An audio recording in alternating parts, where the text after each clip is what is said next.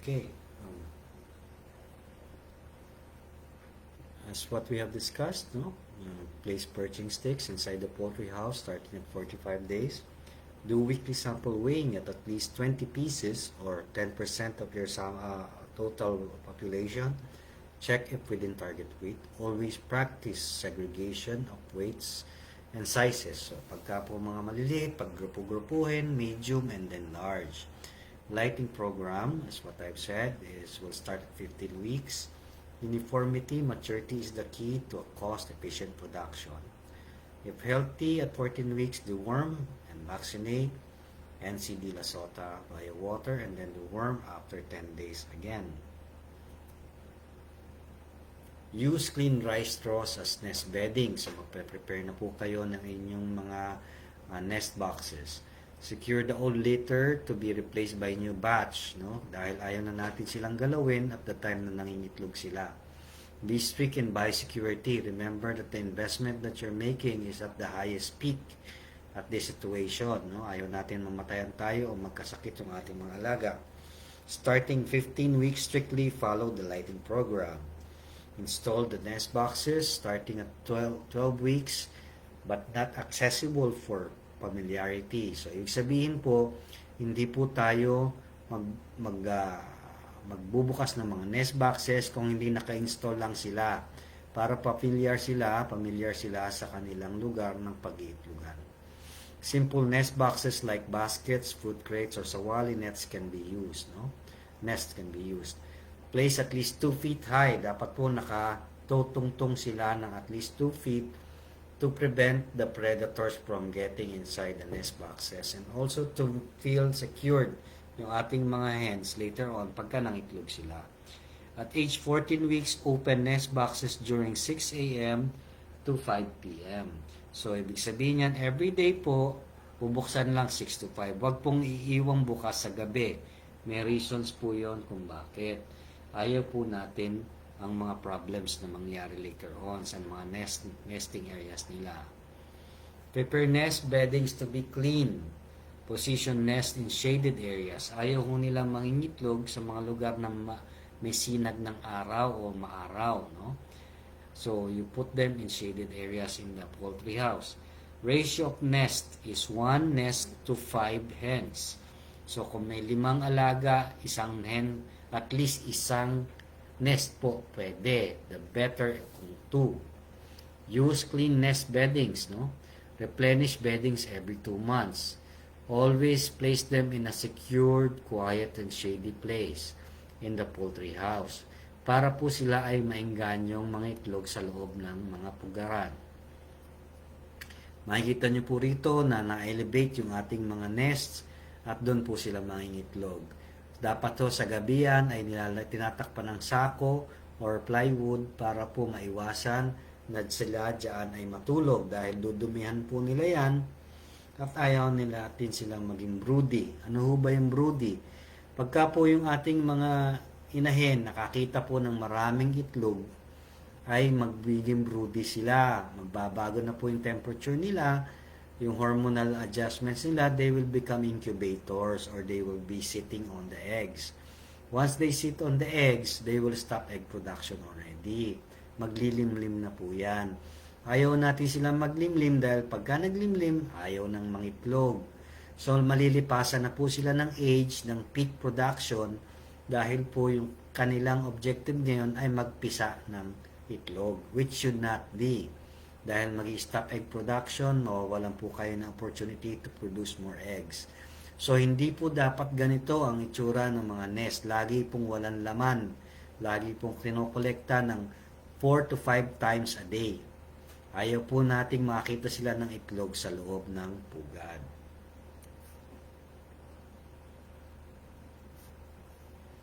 Yan po ang Korean version ng mga nest boxes. Diyan po nila nilalagay yung mga pugad, no, sa loob niya, no. So, ito yung mga fertilized eggs na gawa ng ating Korean friend na si Bobby Cho. At sa loob po na ng nest boxes, diyan po ang mga inahin na mangingitlog, no. Yan. Madilim, Nilalagyan po ng harang para po madilim, no, sa loob, at dyan po sila nangingitlog.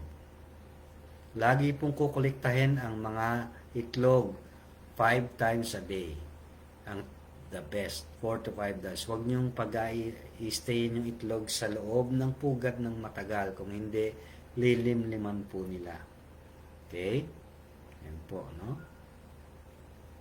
So, sa pinaka-shaded area na lugar, doon sila ilalagay para mangitlog. Elevated, para they feel secure na hindi makukuha ng predators ang mga itlog. No? Yan.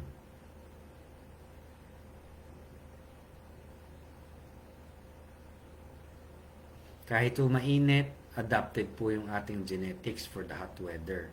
So, mangingitlog pa rin sila ng tuloy-tuloy nang walang problema sa init. Although, babagsak po ng konti ang productivity.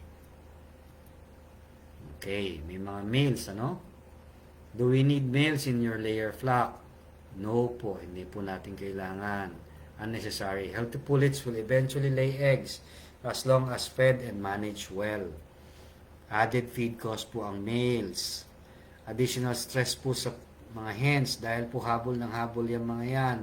That can lead to mortality, so nababasagan po ng itlog sa loob. Fertilized eggs will spoil faster. Ibig sabihin po niya madaling masira ang fertilized egg.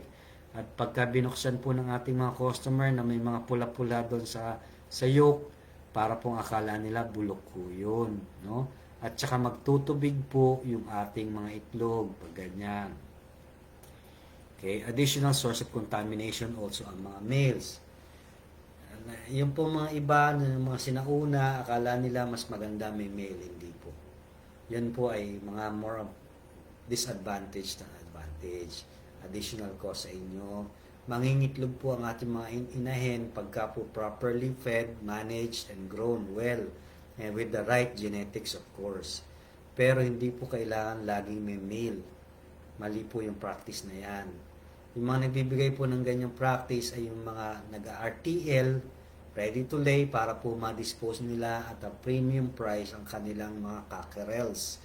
Kaya po yan ay mga sistema po at racket minsan ang mga nagbebenta ng RTL. Lighting program for layers.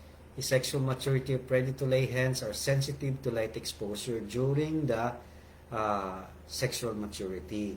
Red lights are more stimulating sa kanila. Correct lighting program will maximize production of eggs. So ito po yung nasa handbook na system ng lighting program. Pero we have simplified the program para po mas maintindihan natin. No? Yan po. No? At age 15 weeks, magdadagdag na po kayo ng ilaw sa gabi. On ang light from 6 to 6:30 p.m. Sa umaga po, the whole morning, the whole daytime, you use the natural light po. Hindi na po kailangan magdagdag pa ng ilaw. At age 16, dagdag uli kayo ng 30 minutes, 6 to 7 p.m. Tapos the rest of the night, wala na pong ilaw. Sa age 17, yan po ang gagawin, 5 to 6 a.m. and then 6 to 7. Hanggang ma-reach nyo po yung 16 hours of light, no? As a minimum for good production. So, age 20 po, 5 to 6 a.m. and 6 to 9 p.m. ang lighting. While the rest of the night, wala na po. Sa daytime po, wala rin pong ilaw. Yung iba, bumibili ng automatic timer. So, yung ilaw po nila ay na-adjust nila na gantong oras or specific hours of the night, umiilaw at namamatay. So, hindi nyo na po kailangan intindihin o asikasuhin. Mag-automatic shutdown na rin po yan. You can buy this at DIY hardwares and stores. No? Feeding for egg production. Pagka po tama ang ating feeding program, ma-maximize natin ang productivity with the minimum feed cost. Feeds pa rin po para po maka-minimize tayo. No? Control the feeds. Pinakita ko po sa inyo to earlier at makikita nyo po ang peak production at 19 weeks. Bigla pong tumataas yan, nag-accelerate ng matarek. And then slowly go down at the age of 42 to 43 weeks hanggang 49, pababa na po yan. So, importante po at this peak production, tama po yung feeding natin. Para po makuha natin yung productivity niyan, assuming po na ayos yung inyong pagpapalaki ng mga sisiw, brooding, at growing. Pag lagi po nagkakasakit, tinitipid sa feeds, mali yung feeding program, hindi nyo po makukuha ang peak production na ganito. Understanding hen day. Ang hen day po or percent laying is number of eggs over the number of hens times 100. Yan po yung formula. Diyan po nagdedetermine kung kailangan mag-increase na tayo ng feeding. Kaya importante po yan. Percent hen day. For example, if you have 100 hens, nangitlog po ng 5 eggs, ibig sabihin po niyan ay 5% ang hen day niya. Pagka 50 po ang eggs at 100 ang inyong hens, 50% ang hen day na niyan. So, yun po ang gagamitin nating parameter sa feeding for production. Paano po yan? Commonly po at the age na mangingitlog po ang inyong alaga, ay 80 to 90 grams na kinakain yan. Nag-egg drop na po yan at 18 to 19 weeks. Once the first egg is found, wait till 5% hen day before adding 5 grams. Doon po sa naumpisang 80 to 90 grams. No? Not producing, wag pong pa-increase ang feeds kasi po useless. No? Assuming that healthy, 75 to 80% uniform ang weight and uniformity ng inyong mga alaga. Pagka po hindi nag-increase ang inyong egg production, pakicheck po lahat. Baka po may mali tayo o yung pong feeds natin ay mababang kalidad. Nakaka-apekto po yan. Feed cleanup is 1 hour, add 5 grams lang agad. Kasi po ibig sabihin kulang ho yung pinapakain natin. Hindi po tama yung ating feeding program. So, kung 5% na po ang na-reach, add 5 grams per hen per day. Ibig sabihin po niyan, kung 90 grams na sila, hintayin natin silang mangitlog, antayin natin mag 5% yung kanilang hen day, add kayo ng 5 grams sa 95 to become 95. So, 90 plus 5, 95. Pag nag-15%, add 5 grams sa 95. 95 plus 5, 100 grams. Pag nag-30%, antayin nyo po mag-30%, 100 grams plus 5 grams, 105. As you reach 120 to 122 grams pag nag-70%. After that, wala na po kayong idadagdag na feeding at i-maintain nyo lang po yung 120 to 122 grams. No? Once reach ang 75 to 85% hen day, maintain nyo po sa 120 to 122 grams. At 49 weeks, or the production is slowly going down, reduce po kayo ng 1 gram per week until you reach 100 grams. So, 50 weeks, magiging 121 grams na lang. 51 weeks, 120 grams. Go down, so as so forth. Hanggang ma-reach po 100 grams. Pero pag bigla po bumagsak yung feeding, ibalik nyo ang production, ibalik nyo kagad sa 120 grams. Baka mali po yung ating assessment nyo na magbawas na mabilis. No? So, babalik nyo lang 120 para maibalik lang po yung production kagad sa normal state niya. Okay? The preparation during brooding and growing stage, yun po yung nag-dictate ng magandang production. Okay? Pagka po kasi sa adjust pa during the production time, wala na po. Minimal po ma-adjust natin dyan. So, konti na lang pong alalay ang maibibigay ninyo. High temperature can affect your egg production. Pagka po mainit ang panahon, bumababa po ang production talaga. Always take consideration of weather conditions. Always check of diseases, no? For diseases, sudden change in brand of feeds, wag po papalit-palit ng brand. So, umpisa pa lang ho, stick to the same good quality brand. No? Ang actual po, maaari pong ganyan ang lumabas, no? At slowly po, bumaba. No? Yan po ang more realistic dito sa Pilipinas dahil po sa weather condition natin. Pagka po ang production natin, ito po yung standard, yung nasa itaas, ito po yung actual, meron po tayong mga adjustments o pagkakamali dito sa brooding at growing. So, kailangan po recall natin yan. Or, pangit po yung feeds na ginagamit natin. Or, kulang po yung feeds na binibigay natin. O kaya ay may sakit ang ating mga alaga. Okay. Okay, layer management and egg care tips, no? Pick up eggs at least 4 or 5 times a day, no? 8 a.m., 10 a.m., 12 noon at 3 p.m. Huwag niyong patatagalin yung itlog sa loob ng pugad. Okay? The hens will sit and become broody. Stop egg production. Pag peak production po, 5 times a day ang visit lagi sa mga nest. Baka po may itlog. Habang mainit ang panahon, importante po na nasisecure ang eggs sa isang cool area. Always have clean nest, closed nest boxes from 5 p.m. to 6 a.m. Always use the same footwear, no? Since the hen can recognize the person entering. Follows time skeds in the farm. Always check for hens that looks weak or hiding under the nest and separate them. Nabubuli po yan. So, dapat to i-recover at ibukod na lang ng kanilang lugar. Pick up floor eggs as soon as possible. Locate hens that lay floor eggs, no? And eat eggs. So, hindi po dapat sila ilagay doon sa lugar na yon. Ibukod na lang po at lagay sa mga roll-out nest boxes. So, para po hindi nila makain yung mga eggs na pinoproduce nila. Watch for broody hens. Ano po yung mga broody hens na yan? Ano? Yung para po naglilimlim na sila. So, and separate them. So, what are broody hens? Ito po ay yung may behavior sila na they want to be parang incubator sitters po, no? So, pagka po ganyan, stop egg production. Pag stop egg production, wala po kayong income dahil sa egg sales, no? Less egg sales. So, we don't want them to be broody. So, very important po, always pick up eggs 4 to 5 times a day.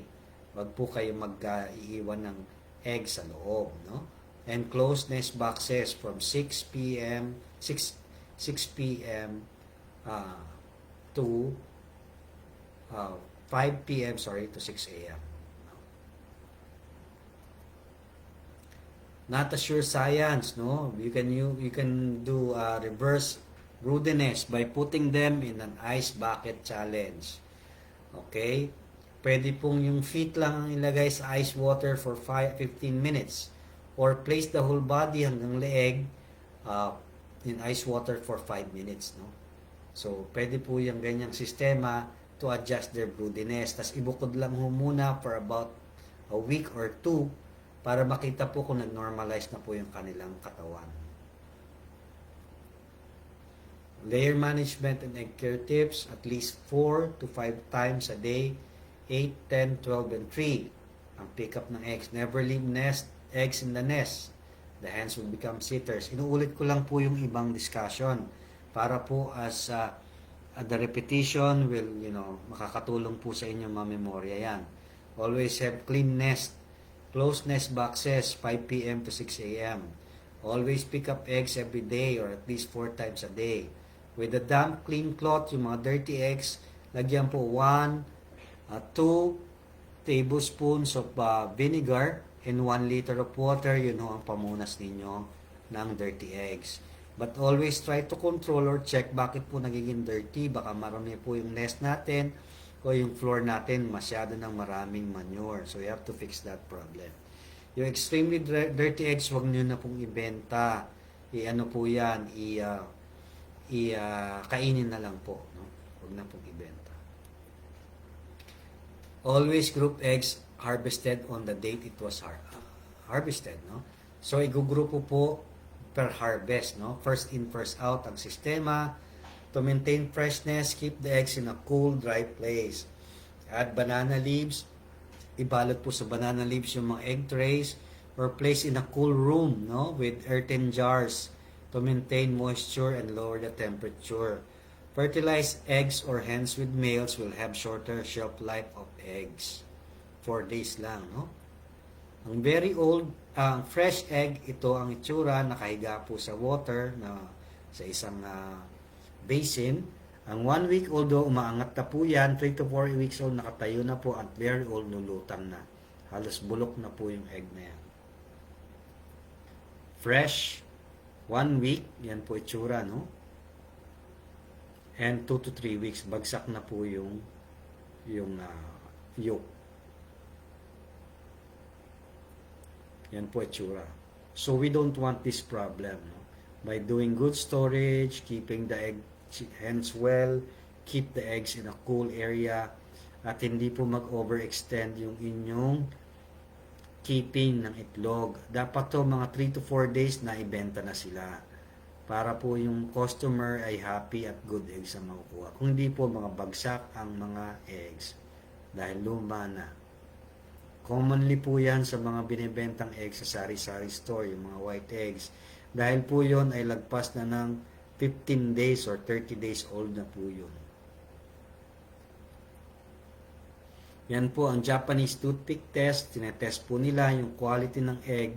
Pagka po nilagyan ho nila ng toothpick, hindi po pumuputok. No? As compared po dito, talagang pagbukas mo pa lang, scrambled na. Okay, so yan po yung mga signs na hindi fresh na yung egg. Yan po, pagka po maganda ang sariwa po itlog sunny side, ay makikita nyo na fresh ang egg talaga.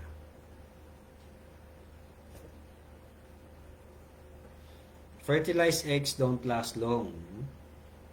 Has to be sold within 5 days and kept in lower temperature. Aircon room or malamig na lugar sa inyong bahay. Fresh is 7 days old harvest. Extended eggs are 8 to 15 days old. Old eggs are above 15 days. The secret in this poultry egg production is freshness. So, pagka po ganyan, ang isa pong pwedeng remedyo, lagyan po ng buhangin to kalahati, no? Tapos lagyan ng tubig. Tapos lagay doon sa kwarto kung saan nyo nilalagay yung mga eggs. Pwede rin pong balutan ng banana leaves para cool. Or pagka po maganda na yung negosyo, inverter aircon po ang ilagay ninyo. Okay. We will talk about diseases naman and common things that you have to learn sa mga manok. Common diseases in free range farming by category, no? So we have the external ailments, internal ailments, respiratory, alimentary, or gut, reproductive, no? Yan yung mga ailments. Ito po yung mga common na nakikita natin for the past 19 years sa program na to. Nakikita natin na ito yung mga common problems sa free-range chicken production. But before that, you should check out the anatomy of the chicken para naiintindihan niyo po. External anatomy, no? External anatomy, mga common ailments, hanip po. Common yan. Palaging mini-message ako, tinatanong ako, Doc, bakit ito nagkahanip? Ano pong naging problema? Ang main source po niyan, litter management o yung IPA, Rizal, and also other chickens in the area or native chickens in the area or fighting cocks in the area. Nagkakalipatan po yan, nagkakahawa. Never get old or floored rice hull or IPA or labhang sa Bisaya. So you need something that is fresh. You need the litter or rice hull that's fresh. Remove other chickens in the area. Ito po yung herbal solution na pwede nyong gawin. O kung gusto nyo na madalian, you use the common anti-mite solutions na nabibili sa mga poultry supply.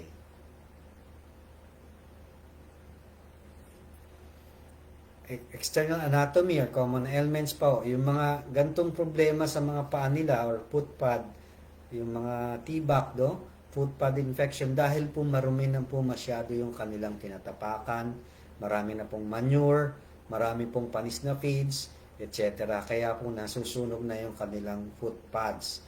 Ibukod lang po yan, lagay sa lugar na dry, at pong lagyan ng betadine, pwede po, no, iodine, and dermal antibiotic, topical antibiotics.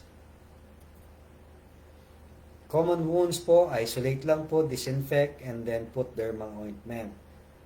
Feather losses can be molting, nutritional, behavior, or lingering diseases. No? Internal ailments naman po, ito po ang internal anatomy ng chicken. Just to show you, as reference, yun po ay mga ovaries, no? At yun po yung oviduct, no? Diyan po lumalabas yung egg.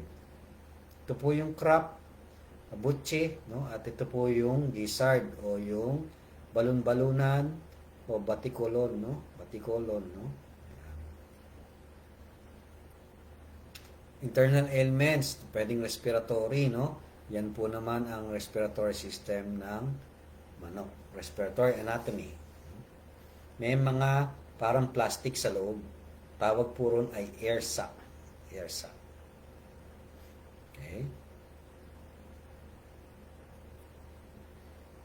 Coryza or sipon is a very common problem. It's due to bacterial infection, contamination from other chickens, and can be introduced by caretaker. Therefore, cleanliness and biosecurity is the key. Herbal medication is effective on the early stages. Late stage, hindi na po effective ang herbal. No? So, yan po ang itsura ng may sipon. No? Herbal programs like common colds and health problems of chickens chicken must be observed always. Binivisit po every day. Check the ones that stay in the dark or ayaw kumain. No? Sa first feeding po, malalaman nyo na yung mga may sakit, yung ayaw kumain, o yung mga nabubuli, ayaw pong lumapit sa pakainan. So, yun po mga ini-examine kaagad sa first feeding pa lang. Herbal programs must be administered immediately and must be prepared fresh. Okay, first medication given over antibiotics, no? What is herbal supplementation?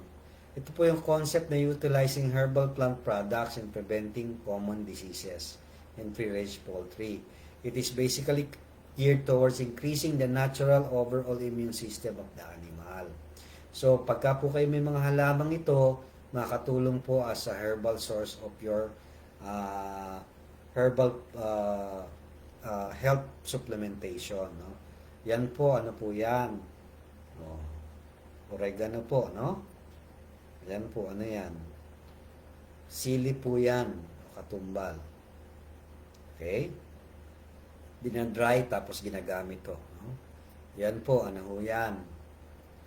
Okay, hindi po yan yung illegal, ano? Sigurado ko may sumagot sa inyo na yan ho yung illegal. Hindi po. Lagundi po yan. Okay? Yan, bawang, no? Yan, ano yan? Lemongrass, no? Peppercorn or paminta.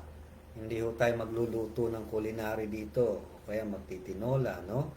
Yan po ay gagamitin natin as herbal products para po hindi tayo bili ng bili lagi ng gamot, which is later on can mag-create ng residue or resistance sa inyong mga manok.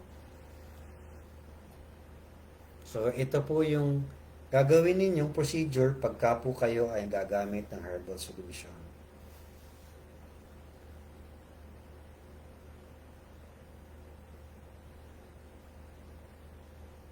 Okay?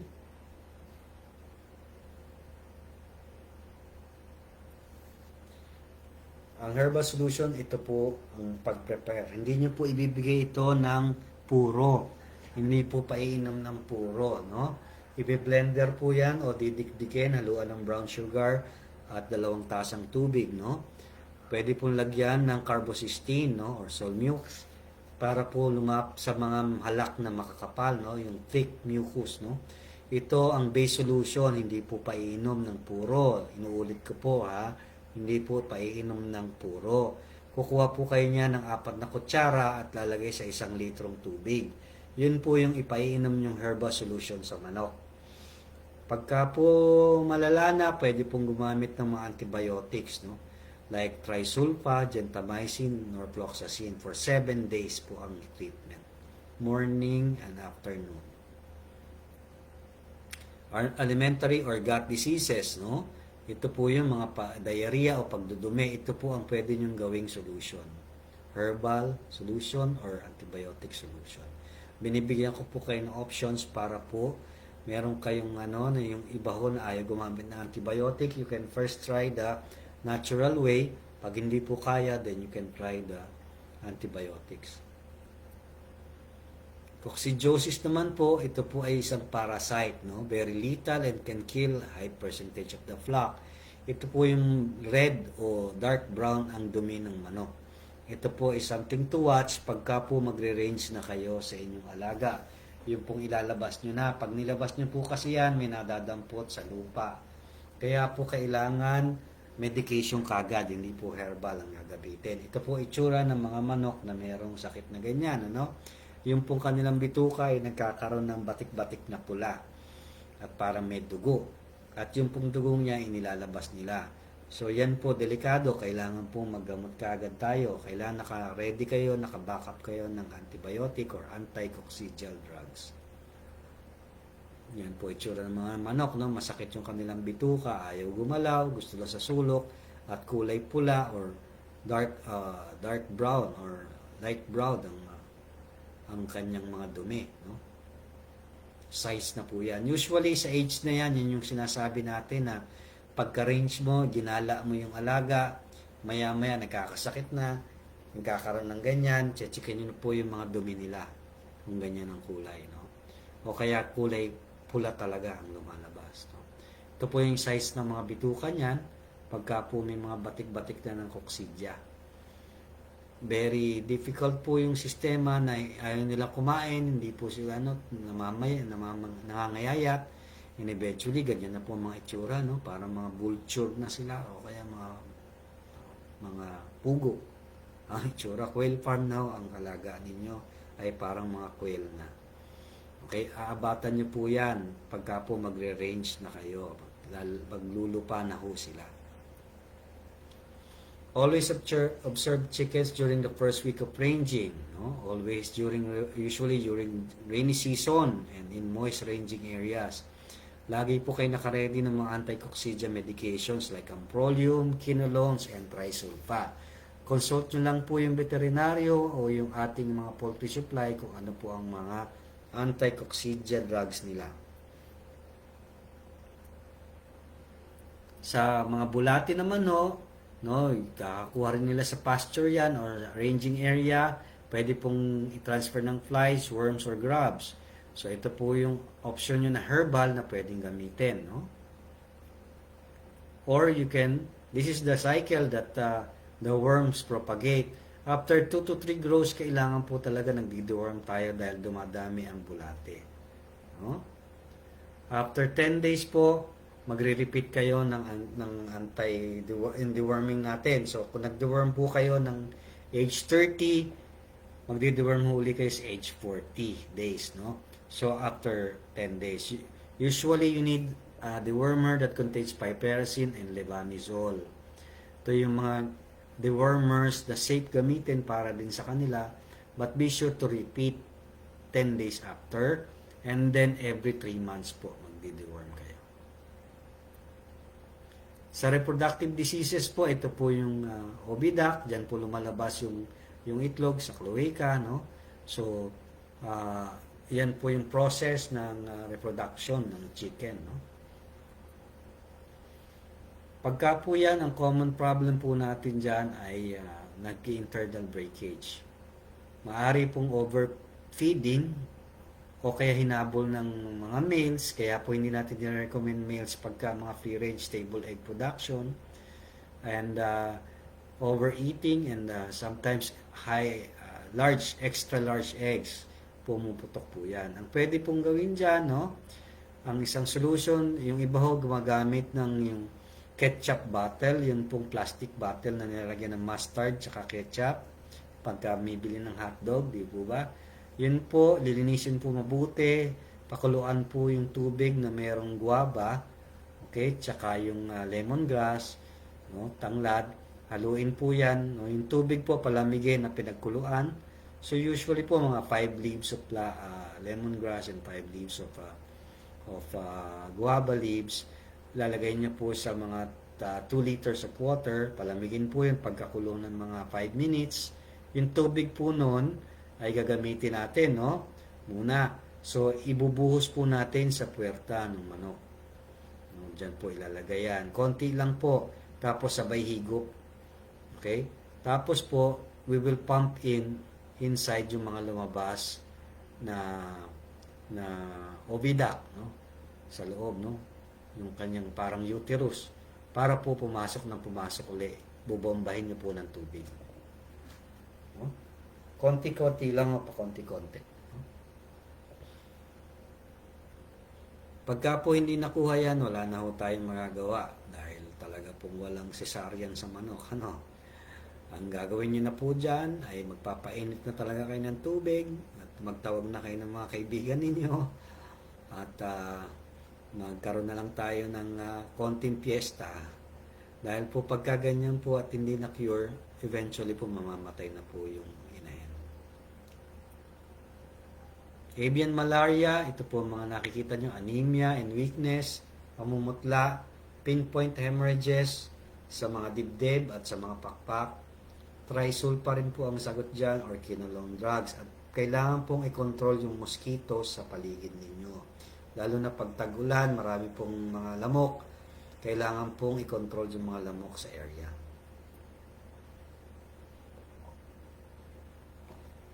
Isa pong sakit na talaga pong delikado at lagi pong nangyayari pagka po hindi tayo knowledge o aral sa programa ang Newcastle disease or ND. No, vaccination and good sanitation, important yan. Movement of personnel in the farm, walang bisita. Closed herd system. Hanggat maaari po, huwag kayong magpapabisita. Minsan po ang ating mga farmer, siyempre natutuwa sa alaga. Gusto natin pag malaki ng ating mga alaga, invite visitors, minsan po yun po yung nagdadala ng sakit sa area. Source of unvaccinated natives and roosters, no? So, dapat walang ibang manok. High contamination rate. Other factors like poor dirty feeds, coryza, other diseases can trigger the virus kasi bumagsak na yung immune system nila. Vaccination and good sanitation is important. So, paulit-ulit po yan. Contamination from neighbors, visits to poultry stores, sabungans, and markets, no?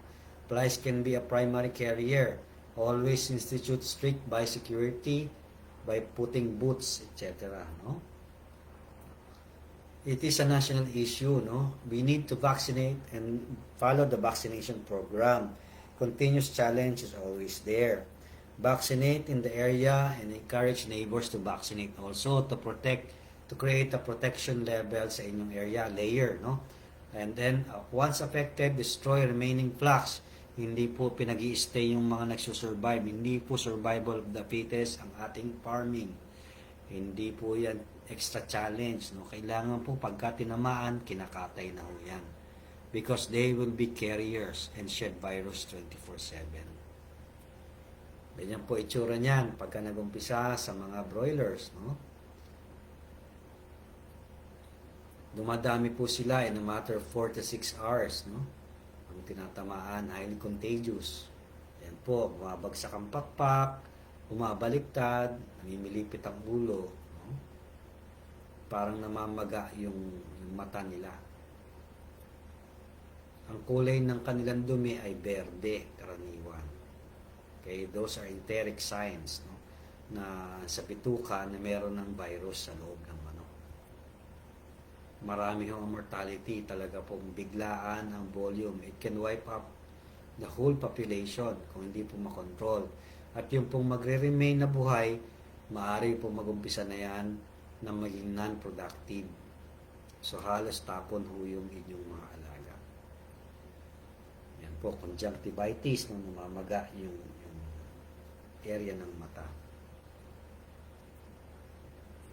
Mabaliktad ang ulo. Kahit po brown chicken or colored chicken, tinatamaan po niyan. Yung akala ho nila, kahit native ho, tinatamaan yan. Kahit po itik, kahit po Peking duck, kahit bibe, tatamaan po niyan. Very contagious po yan sa poultry. Ang highly affected lang ho ay mga manok. Pati ho yung mga itlog ng mga ating layers, nagkakalukot-lukot ang mga eggshell. Signs po yan. So, implementation of control measures, no? Agent, host, and environment. So, this one is courtesy of Dr. Mel Umandal from PCPP, no? Agent, host, and environment. We have to control that. So, thorough disinfection of premises, prevent direct contact between migratory birds and poultry, enhance and invigorated biosecurity procedures, no? So, vaccination is very important. Removal of obviously sick birds. Quarantine and biosecurity. So, kina-quarantine po ba? Alam niyo na ho, ibig sabihin ng quarantine ngayon, no? So, hindi ho tayo nagpapapasok sa loob, hindi ho tayo nagpapalabas ng ating mga caretakers. Biosecurity is important, improvement in husbandry and management. So, may mga foot baths, may disinfectants. Vaccination schedule po, pagka mataas ang risk sa area ng ND. You put NDB1B1, vaccinate sa eye drop, day 1 pa lang. Day 14, vaccinate Bola Sota, day 60, La Sota. Deworm, day 60 and day 71. Yung iba ho, nagbibigay ng Paulpax, optional, and Coryza. Pagka po mga layers, no? Day 90, ND killed, intramuscular, and day 120, deworm, and then water, and deworming, no? Paano po nagbabakuna? Ito po yung tinatawag na sterile diluent. Ito po ang ginagamit natin para tunawin yung parang cake na vaccine dito. Meron po yung adapter para maisalin niyo po rito, no? Plastic na adapter. At ibubuhos niyo po pabalik lahat dito sa dispenser na ito, no? Sa diluent.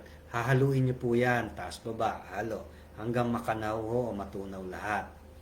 Okay, ito po mga common problems po natin. Number 1, pagbibili mo ng bakuna, siguraduhin pong sa day ng vaccination, nakabili na kayo ng umaga pa lang. Pag binitbit niyo po yan, dapat nakabalot sa plastic na may yelo at saka nakadyaryo. Kailangan po malamig. Pagka po yan binuksan, within 2 hours po, dapat makonsume na yan. Kung hindi po, slowly namamatay na yung bakuna. Hindi po siya nakakatakot o nakakahawa sa iba. At hindi rin po yan mahawa ang tao. Kailangan lang po marunong tayong gamitin yan. Okay? So pagka po yan na ilipat na lahat sa diluent, dyan po maglalagay na kayo ng dropper. Minsan po may nagreklamo sa akin, Doc, hindi ko mapiga yung bakuna. Bakit po ganyan? Ayaw lumabas, ayaw pumatak. Yung pala dito sa bote, sa glass part nilagay yung bakuna, hindi po talaga mapipiga ang bote. Okay, lalagay po sa plastic na diluent dispenser. Lalagyan po ng nozzle, no? Yan pong nozzle na yan, didikit po yan doon sa dispenser. So, yan po isang patak sa mata, tapos isang patak sa bibig. Sa kabilang mata, hindi na po kailangan patakan. At huwag pong idadaw-daw o itutusok yung nozzle doon sa mata. Mayroon pong ganyan ng mga nangyayari. Nagrereklamo sa akin, Doc, nakakabulag po yung bakuna pala. Dahil po yung mga alaga ko nabulag. Ito po yung nangyari ng tunay. Mga kinikwento ko, karaniwan, mga nangyari po sa pagiging veterinaryo ko. So, pinuntahan ko po yung farm sa Morong, no? Tinignan ko, ano kaya ang problema nito? Nabulag daw sa bakuna. Pagtingin ko po doon sa mga alaga, 300 heads, isang mata lang po ang bulag. Apparently, ang ginawa po ng farmer ay sinaksak yung matulis na portion doon sa mata. Talaga mabubulag. No? Isang mata, bulag lahat sila. So, iwasan po yan. Patak lang po kailangan. At kailangan pumikit po yung ating alaga para ma-absorb. At the same time, patakan na rin po for good measure sa bibig. Para sigurado po tayong protected ang kanilang muka at ang bibig from pagpasok ng virus. Always wear rubber gloves para po sa cleanliness at security, biosecurity. Hindi po delikado yan, protina lang po yan. Hindi po yan, kunyari, magiging zombie o magiging zombie yung tao. Hindi po totoo yun. O kaya hahawa sa iba. Hindi po yan magsished sa labas. Ang nangyayari po during time na tumataas po incidences ng Newcastle disease, akala po ng kapitbahay nyo ay nawa nyo, hindi po totoo yun. At kayo po ang prioritize nyo lagi yung farming ninyo above and beyond other people's business. So priority po ay ma-secure against the virus ang inyong alaga through vaccination. Panahon na po, pagka po nagbakuna, panahon na po rin yan na kayo ay mag-inventaryo o magbilang. Okay? Pwede po sa tubig, gagamit lang po kayo ng Absolute or Wilkins distilled water. Ang distilled water po ang gamit. Hindi po pwedeng regular mineral water or tap water. Kung wala naman pong pambili ng distilled water, pwede pong gamitin ay skim milk, ihalo sa tubig muna hanggang ma-purify yung tubig nang wala ng mga minerals para hindi ho ma-inactivate yung bakuna, tsaka po ihalo yung bakuna. Sometimes we do injections of vitamin A, D, E para po mas ganda ang development ng alaga. This is the intramuscular method of vaccination.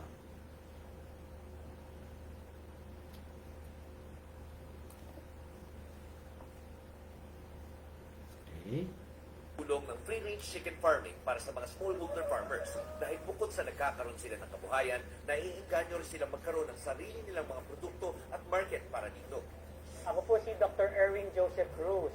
Ako po ay free-range poultry specialist. Ang free-range chickens po ay inibigay natin yung pinakamalapit na natural behavior ng animal sa kanyang lugar. So pagka po yung management natin at program ay relax sila. Yung stress hormones nila mababa. And stress hormones, as we know, kahit sa tao, nakakababa ng immune system at nagiging sakitin. Eventually, pag ang hayop sakitin, we have to intervene ng mga medicines. At yung medicines na yun, minsan nakukuha ng mga taong nagkukonsume ng product nito. Pangalawa po, match po siya sa mga smallholder farmers. Ito po yung nag-aalaga ng 1,000 below na may market sila sa lokalidad na hindi naaabot ng mga commercial farming. We are trying to empower the farmers to have their products, to have their market, and to have their good food on their tables. May iba't ibang lahi ng manok na ginagamit para sa free-range chicken farming. Kailangan rin na tama ang kombinasyon ng manok para maging productive ito. Ito yung tinatawag ng mga classic lines. Can be considered also the heritage breed. We have the Rhode Island Red, ito po yung pula, yung Barred Plymouth Rock, ito po yung bulik, yung Sussex po ay puti na may itim-itim sa leeg at bakpak. Ang hinahabol po natin ay yung objective na ma-combine sila ng tama na maging productive. Kaya po tayo kumukuha ng genetic lines na ito dahil proven na po ang product na ito ay very effective to provide 280 eggs a year and about 1.4 to 1.5 kilos of chicken meat in just 70 days. Ang productivity is more important than the color of the animal. Kasi ang bottom line natin dito, kumita ang farmer. Pero dito po, binabalance natin yung dalawang mundo. Relax ang manok, maganda yung kanyang environment, at the same time, productive pa rin siya. Ibinahagi rin ni Dr. Erwin Cruz, isang free-range farmer, ang iba't ibang kombinasyon ng mga lahi ng manok. Meron tayong tinatawag na D109 na yung kanyang kombinasyon na Rhode Island Red at Barred Plymouth Rock. Proven and tested na yung anak. At ang maganda po ron, pagpisa pa lang, alam niyo na yung babae at lalaki. We have the dominant 149, two sex line o yung puti yung lalaki, combination with the Barred Plymouth Rock, the female. Tapos yung D107, which is the dominant blue na lalaki at Barred Plymouth Rock. Ito po sa level na to is basic genetic program. Pagka po dito, kahit ordinary o first-timer, pwedeng magamtan yung breeding program. At yung dominant D853, ito yung combination ng Rhode Island Red male with Rhode Island female. Ang combination na ito ay ginawa para dual line siya. Malakas pong magkarne, nangingitlog pa rin po ng marami, pero palagi pong may sacrifice. Hindi pwedeng malakas mangitlog, malakas magkarne. That is the rule of nature. Ang common na ginagat